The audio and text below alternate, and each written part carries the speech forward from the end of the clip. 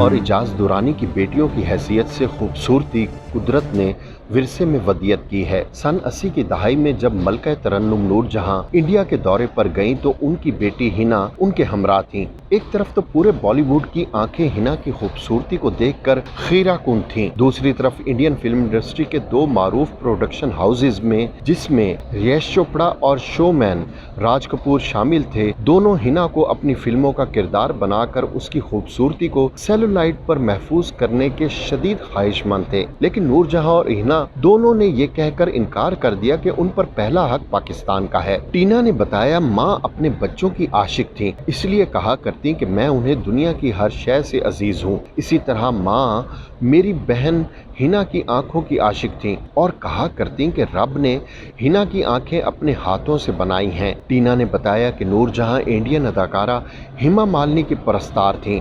اپنے انڈیا کے دورے پر میری والدہ نور جہاں نے دھرمیندر سے کہا کہ میں آپ کی بیوی سے ملنا چاہتی ہوں، تو وہ اپنی پہلی بیوی کو ان سے ملوانے لے گئے۔ میری والدہ نے کہا کہ دھرم جی، آپ کی پہلی بیوی بھی بڑی حسین ہے، لیکن میں تو ہیما مالنی کی پرستار ہوں۔ دھرمیندر نے جب یہ سنا تو انہوں نے اگلے روز نور جہاں اور ہیما مالنی کی ملاقات طے کروا دی۔ ہنا بتاتی ہیں کہ میں تو اپنی والدہ کے ساتھ انڈیا کے دورے پر تھی، مجھے یاد ہے ہم ہوٹل سے اٹھ کر ہیما مالنی کے گھر گئے تو ہیما مالنی نے جب دروازہ کھولا تو ماں انہیں دیکھ کر رونے لگیں، اور اسی طرح ہیما مالنی بھی نور جہاں کو دیکھ کر جذباتی ہو گئیں۔ ماں نے ہیما مالنی سے کہا، آپ بہت اچھی اداکارہ ہیں، لیکن مجھے اس لیے بھی پسند ہے کہ آپ کی شکل میری بیٹی ہنا سے ملتی ہے۔ ہنا بتاتی ہیں کہ اس پر ہیما مالنی نے مجھے بہت پیار کیا۔ مینا نے بتایا کہ ان کی والدہ حسن پرست تھیں۔ جب وہ اپنی زندگی کے آخری سالوں میں بیماری کاٹ رہی تھیں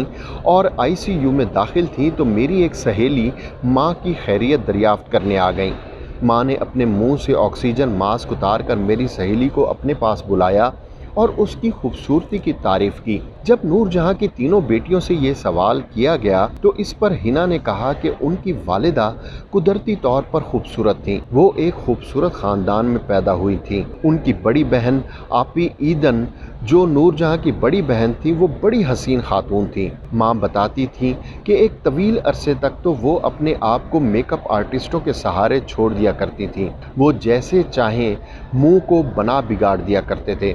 پھر امریکہ میں نور جہاں کی ملاقات الزبتھ جیسی عظیم میک اپ آرٹسٹ سے ہوئی جس نے انہیں یہ فن سکھایا۔